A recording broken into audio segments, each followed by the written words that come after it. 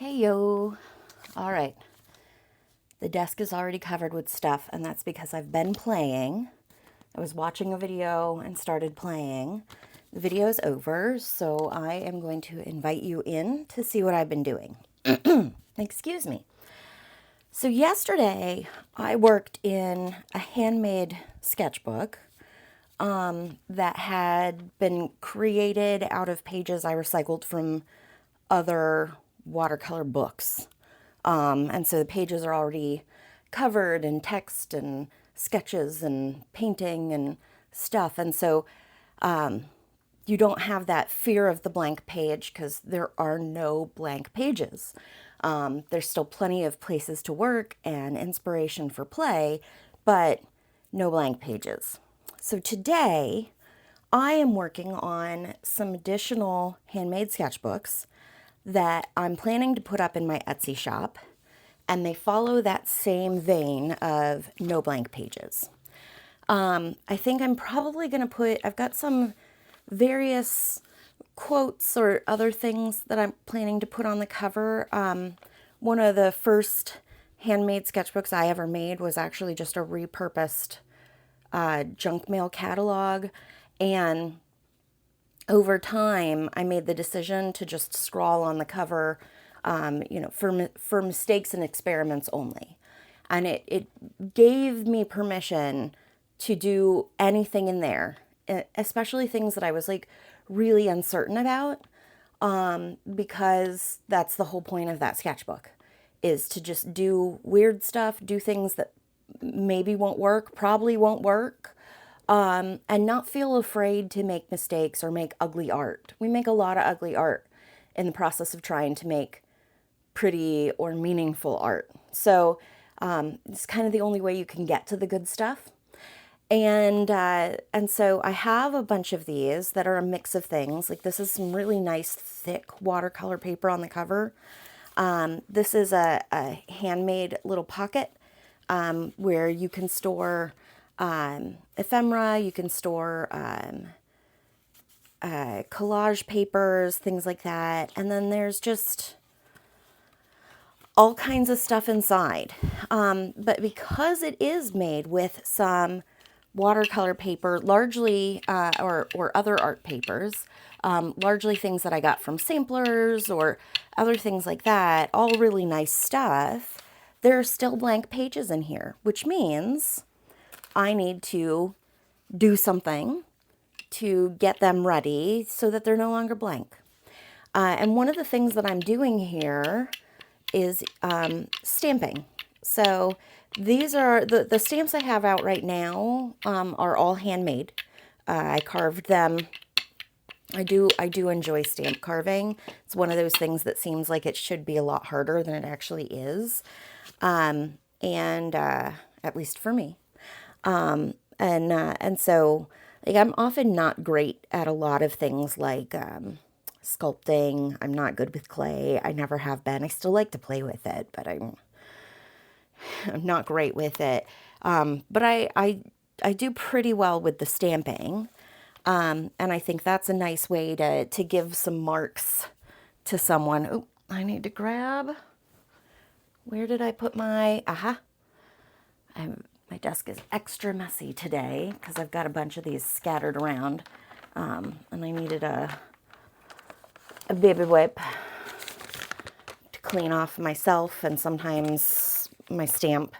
They don't really need everything cleaned off of them as long as it's just a thin layer of acrylic, but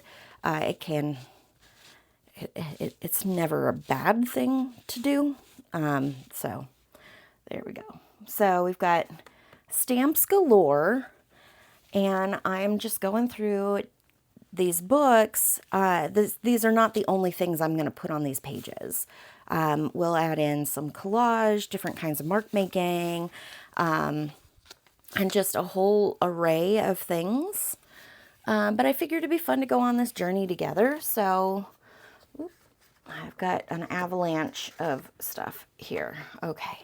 And mostly what I'm doing right now is I'm just making sure the pages are good and dry before I turn them and move on to something else. So this, I think, Let me find one that's been drying a little longer. There we go. This is a good one. And I'm just going to go ahead and immediately move to the next page. So I've got a brayer here. This is a gel plate. It's great to use as a palette, essentially, to get ink, or in this case, acrylic paint on my brayer so that I can roll it onto a stamp. And I need to get enough on the stamp to get the impression. Although I think I've got a couple of that aren't maybe the best impressions I've ever made, and I actually think that's great too. One of them I had the urge to immediately go in with a pen and start drawing in some of the lines that weren't very clear, and I stopped myself because you know, I don't know what the new owner of that book is going to want to do. And see, once again, I'm putting what I think is a thick enough coat of paint on that stamp, but it's still coming out kind of blotchy. And I actually think that is going to be extra fun to interact with as an artist. So I'm not upset that it's coming out that way. So let's do a little bit more. I think this one's dry finally. Yeah, that had a lot of paint, so it took a little longer to dry, and I really wanted to make sure it was going to get dry. I'm going to put some more paint down because the layer on the plate is getting pretty thin, which explains, at least partly, why I didn't have as thick a layer or as wet a layer on that stamp as I thought I did. And yeah, let's do this guy here.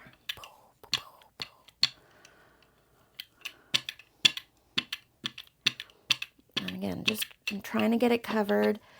This is one I may need to play with again from a carving perspective. I noticed that some of the carved lines aren't very deep and tend to get paint in them. So then you don't get that negative space that's supposed to be there. So I may need to revisit this one. I'm going to wipe it down because it is so wet. It's just a little too much for my liking to leave it out to dry by itself. So there we go. But yeah, that's a good impression all the same. And it's just, that gives you a jumping off point for making some art. Let's see. Since this was very thin, yeah, it's all good. Let's pick a new page. Like I said, I'm going to put more than just stamped images in here, so I really do want to be able to put these all through the little book. I'm going to go ahead and put paint on this whole thing, and then over both of these pages and the one underneath that's peeking. So that's fun. I've done that a couple of times in some of my handmade books where some of the art actually goes over onto this page because this one isn't as long. And I think that's a lot of fun. Ah, that's very nice.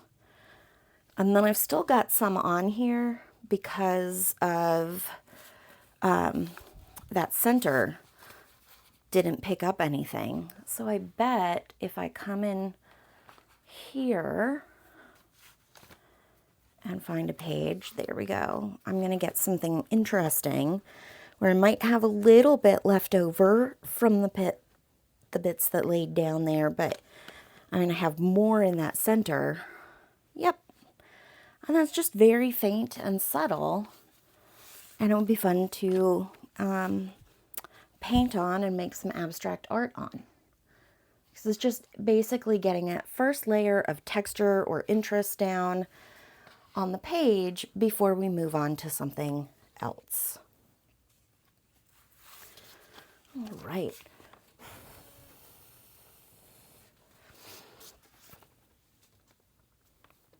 I'm trying to decide what I want to do next. Do I want to keep stamping?